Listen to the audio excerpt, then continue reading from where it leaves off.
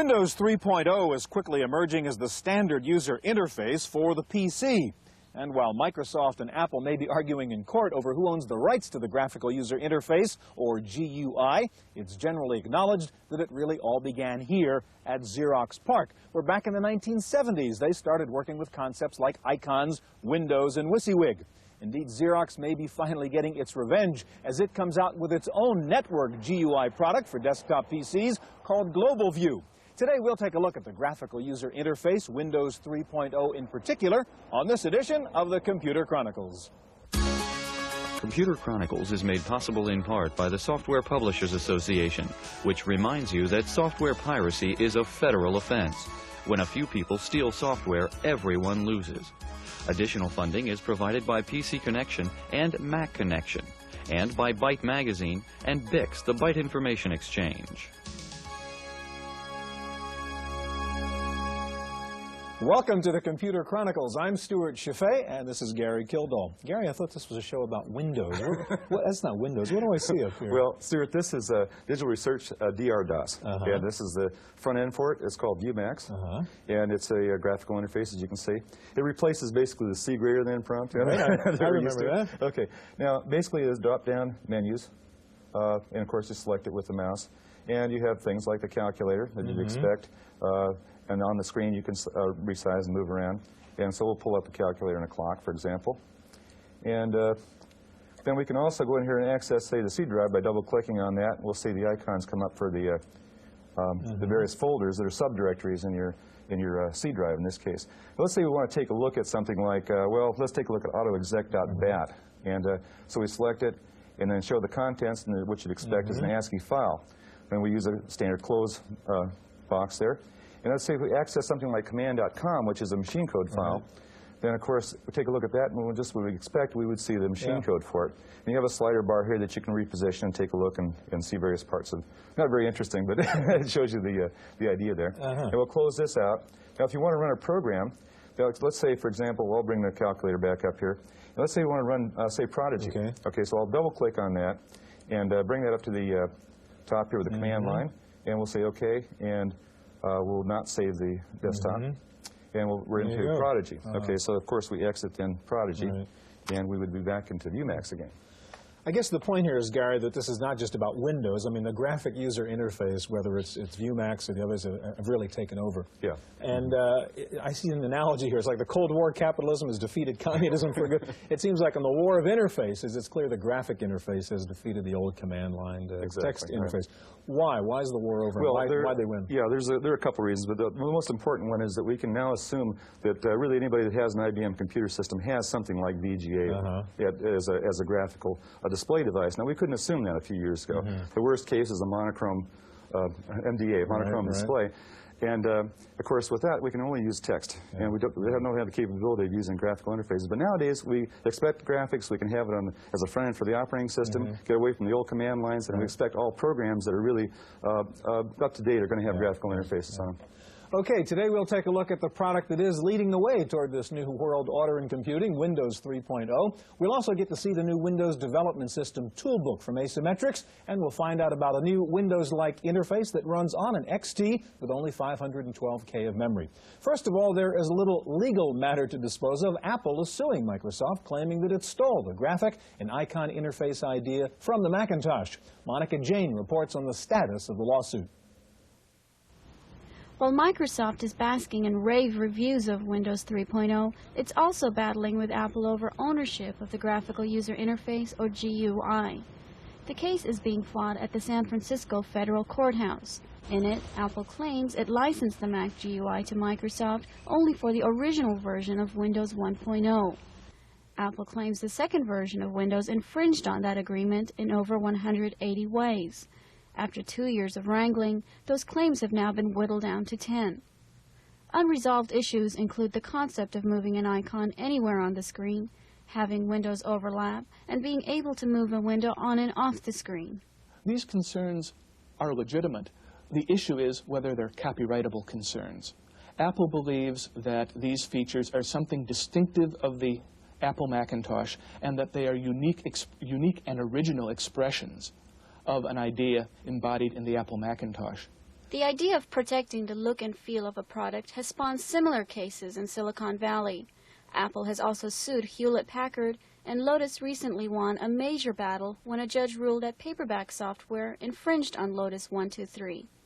But Roche says the flurry of lawsuits will have a positive effect on the computer industry. I think it encourages people to think originally, and from that standpoint, it may actually help us to have more and better and truly innovative software. It will encourage people to do something new and something creative, rather than rewarding them for doing simple copying.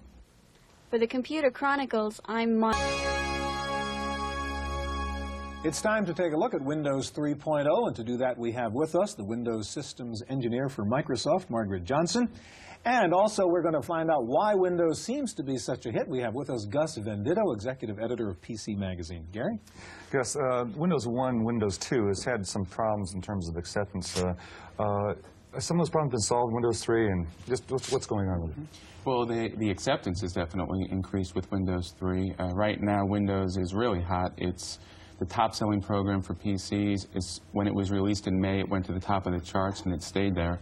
So the problems with Windows 1 and 2 were more a matter of perfecting it, and right now, people seem to love Windows 3.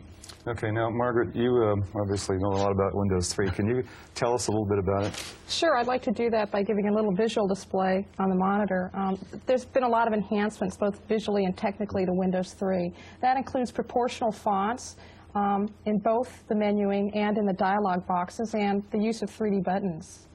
The other nice thing that people are really excited about is we got away with the MS-DOS Executive and replaced it with the 3 applications, the Program Manager for the logical grouping of applications. We also have the File Manager down here so that we can directly manipulate files. And then the third is the task list to go between the tasks. The other great feature is in the setup. Before we had a Windows 286 and a Windows 386. That caused a lot of confusion. Now we have one version. You pop disk 1 into your A drive, you type in setup, the setup determines your configuration, goes into a Windows application. Now, once you go into Windows, you have this Windows application in which you can then reinstall drivers. Say, for example, you change your video display. You can pick a new video display. The next time you go into Windows, it's all set for you. Now, in terms of development tools, what is provided with Windows 3 for someone who wants to write an application, say, under Windows? With Windows 3, you need to get the Software Developers Kit, the SDK for Windows 3, and that includes actually, well, this isn't my machine. Actually, there are a lot of tools like a dialog editor, an icon editor. We assume Microsoft C6 compilers, but there's a lot of 4GLs like Asymmetrics Toolbook, which are very powerful development environments to get into. Getting back to the Program Manager, which is installed when you install Windows, you actually get 3 groups installed for you. An important group, these 3 groups are the main, accessory, and the games group. And the main is for system configuration. To give you an idea of how you would use it, you can totally customize your desktop. Let's say, for example, we want to change the color. We can do it from default colors, or we could get very bold and just mess it up on your own. Yeah, really. And considering that my lack of color taste is quite strong, I'll do one that I feel safe with, the ocean. I don't want to get anybody sick. And you can customize the desktop not just with colors, but also with background bitmaps. Say you have a company logo. Well, we're in San Francisco, so I'm a big Niner fan, so I'll put back my Niner logo for the game tomorrow. And you're going to work against that background. Yeah. So all Sunday, I can just keep saying, go Joe. Okay. Do the big one. Margaret, also, what are the system requirements? What do you assume as far as graphics device, for example? Good question. Right now, Windows has 3 modes. We have the real mode, the standard mode, and the enhanced mode. In setup, it's determined what type, from your machine requirements, you would have. The real mode is for downward compatibility with 2.x. It will run applications that aren't Windows 3 ready. It is also for machines with less than 1 megabytes of memory. The standard mode uses the protected environment of the 2 and 386 for 1 megabyte and greater machines. And the enhanced mode, the 386 enhanced mode, will use the virtual memory management of the 386 to virtualize the memory for more memory, and also for the standard DOS applications can run in the virtual 86 mode. So when you're talking about Windows 3 as the executive in this case, you're not really running MS-DOS underneath it then, huh? I mean, it runs as a special, in a special area, as a special Right, task, rather than exactly. being the executive. Right, in we're this case. trying to make it more logical as you use your desktop with Windows 3. Margaret, briefly, I want you to show me the dynamic data exchange feature of this. That's a good point. A very powerful feature of Windows 3 that we want to get across is the inter-process communications. You saw it first with cut, copy, and paste. It's followed with in the Windows environment with the Dynamic Data Exchange, or DDE. In 2.x, you could use it, but it wasn't all that easy, and you couldn't use a lot of data. Now with Windows 3 memory restrictions going away, you can connect the dots between the applications with dynamic show us how data. you do that. Okay, so if I change the number of Joes, the next month he has 10,000 units, all documents associated with that will automatically be updated. You can see this being the start of a powerful executive information system. Sure. Gus, I want to turn to you for a second. What do you see developer support for Windows 3.0? Is that changing too in terms of you said user acceptance has changed? Yeah, there have been a lot of companies been working on Windows in the last year. Windows has become a great forum for small companies to get a leg in the market. What has been a source of controversy is that some of the large software publishers, Software Publishing, Lotus, they were waiting for OS2, and they've been passing up Windows, but I think they're going to take a second look, and they're kind of stepping back and getting their programmers doing Windows programming instead of the OS2 programming that had been the top priority. Do you see there are quite a few applications then coming up under Windows at this point? And there have been a flood of them coming out, and that's partly why it's been so successful, because in the earlier versions of Windows, there was nothing really to run under Windows. It took a long time. PageMaker came out. Now with the Windows 3.0, everybody's upgraded. Everybody is coming out with a lot of new utilities. Programs that were running under different platforms are coming to Windows. Ventura Publisher is coming to Windows. And next year we'll have WordPerfect and Lotus 1.2.3, and that's going to really solidify it as being a major, it's really the center of the PC right now. All right, Gus, Margaret, thank you very much. Well, there is one problem with Windows. You do need at least a 286 machine and 640K of RAM, though a 386 and 2 megs is the ideal. GeoWorks, though, in Berkeley has come up with an alternative that can run on your old PC XT, Hercules card and all. Monica Jane reports. For a small business like Inquiry Incorporated, a new environment called GEOS offers the power of Microsoft Windows without requiring expensive or upgraded hardware. GEOS from GeoWorks in Berkeley sits on top of DOS, but also has its own operating system.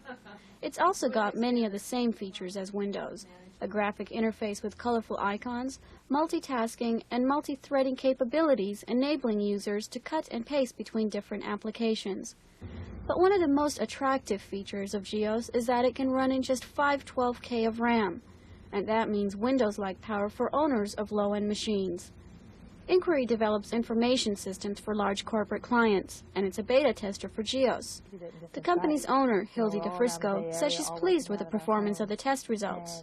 What GEOS is going to be able to do for us, I think, is that when we bring on our next employee, we can buy them a low-end machine, a dot matrix printer, and set them up with the GEOS package. And that would be a big cost savings to us. You know, I really see that as a big value. GEOS is already bundled with several software applications for small businesses. That includes an electronic Rolodex, which keeps track of thousands of names and numbers and lets the user dial out with a click of the mouse. DeFrisco says the biggest advantage with GEOS is the high quality of its printing. Because it has outline font technology, users can get near laser printer quality with a dot matrix printer. People from GeoWorks say their product is designed for a broad range of users. Where Windows is really targeting a corporate market, we're targeting a mass market that includes small businesses, home offices, and home productivity users. In addition to which, our product, we put more productivity applications that have a lot of meat to them, and put a lot more functionality in the base package than Windows, which really is requiring you to go out and buy additional $400 to $500 applications on which to put Windows. For the Computer Chronicles, I'm Monica Jane.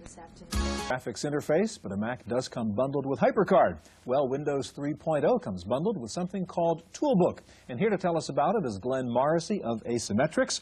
Also with us here from Microsoft is Kathy Harris, who's going to show us a desktop presentation graphics program that uses Windows. Gary? Glenn, it's obvious that the acceptance of any kind of a user interface is really dependent on how many application programs are out there. When we were talking to Margaret earlier, she mentioned Toolbook as one of those construction sets for programmers. Tell us a little bit about the approach that Toolbook takes. Well, Toolbook is a software construction set for the Windows platform, and we like to say that it's as easy as using a draw package to create a Windows 3 application. You know, when you're talking about creating an application, are you talking about the front end to the application, or are you talking about generating a machine, or say, source code for the application? Well, what Toolbook is a blank sheet when you first open it up. And what you can generate is a front end to a database. You can generate its own application. We come with flat file database capabilities. You can create your own full-featured database with Toolbook. So it can be used as front end. But it's still a case that a programmer goes in there and fills out the code, right? That's right. We have our own scripting language called OpenScript. I can draw a piece of the program. This is a button that you could use for navigation. I can give this button a script, and that is a program in Toolbook. Now, I could draw the entire application. That would take quite a few minutes, and we don't have the time right now. Let me show you what I've done to give you a quick overview of running a Toolbook application, how you would create such a thing as a front end to what I'm going to do here is I'm going to import some ASCII text. Okay. This is being imported into Toolbook. Toolbook is automatically creating record fields, which are database fields. Here they are in the default format here. And what I will do is pull out some clip art and some intelligent objects. These objects have scripts, and they have been pre-created to aid in this demonstration. I will paste them onto the background here. And here we have the objects. What I have here is the layout page. That's a button that I have pre-scripted to lay out what I would do in maybe about an hour and a half. I will click the button, and Toolbook will perform these activities. It's laying out the background colors, the size, shape of fields, angled lines, buttons for navigation in the upper right corner, shadowing the text. And here I have just finished the creation of a front end to a database. This could be used as both a front end and as its own flat file database. Here's one page, and I can show you that all the information in this page, here's Jonathan Morton, it all flowed to where those objects were placed. Okay. Now, going back to the original question, would you expect that an application programmer could do the complete application in the scripting language, or would you have to drop into C or what? Well, you can do both. The beauty about Toolbook is it takes full advantage of the Windows 3 platform. DDE, DLLs, which are dynamic link libraries. You can, if you'd like, extend Toolbook by writing routines that aren't in Toolbook, but that you'd like to have as part of your application. Yeah, okay. Now, Glenn, you have an application that you're going to show us here, right? Here's Daybook. This is one of the applications. This application is bundled with the runtime version of Toolbook with every version of retail version of Win3. And this is a personal information manager. It's very graphical. It was created entirely in Toolbook. Toolbook also comes with sample applications such as sample scripts so that people can start creating applications straight out of the box without having to learn the programming language. Now, have you had any application programmers that actually come to market with products using We have several. Mainly what we're seeing right now is that corporations are picking the product up very fast. We also have a lot of ISVs, independent software vendors, that are creating applications. One is the Heise Group. They've created a Convert-It program, which converts HyperCard stacks into Toolbook applications. All right, Kathy, I want to turn to you. We see one thing that we used to sort of only do on the Mac, and now we do in the Windows environment. You have another, which is really your program, PowerPoint. Yes, with the introduction of Windows 3, Microsoft took the PowerPoint program that we had running on the Macintosh and brought it to the Windows 3 platform. What you're seeing here on the screen... Well, before you get to that, let me ask you, are there differences? Is it the identical program? Does it work differently under Windows? The programs work very, very similarly. The keystrokes are all the same. The only difference between the Windows product and the Macintosh product is that the Windows product, we've now added charting and outlining capabilities to the product. Which you didn't have before. Which we didn't have in the Macintosh product. product. The products also, we have a file translation capability so that people who are working in dual platform environments can share files back and forth. And absolutely everything that was brought into the presentation translates regardless of where it was created. Okay, so now show us what it looks like under Windows. All right. The first thing you notice about PowerPoint when you open up a file is that a file is your entire presentation. And that means that, now for instance, this is a black and white overhead presentation that I've put together. I can click through several slides and they're all in one file. My entire presentation is in one file. And that means that I can view my entire presentation by either the titles, in the title sorter where I can drag and move slides around, or I can go to the slide sorter and look at my slides visually and see them there. And again, I can move slides around very quickly and very easily. Now, another thing that you can do that's easy to do in this mode is be able to copy and paste slides between presentations. This is a product that's designed for business people. And what we find in business is that they share presentations a lot. You've maybe made some overheads that I want to use in my presentation. So let's open up that file here. And let's take these color overheads that we presented and just drag across them to select them. Go to the Edit menu, do a copy, and go to our other window here and select an insertion point where we want those to show up.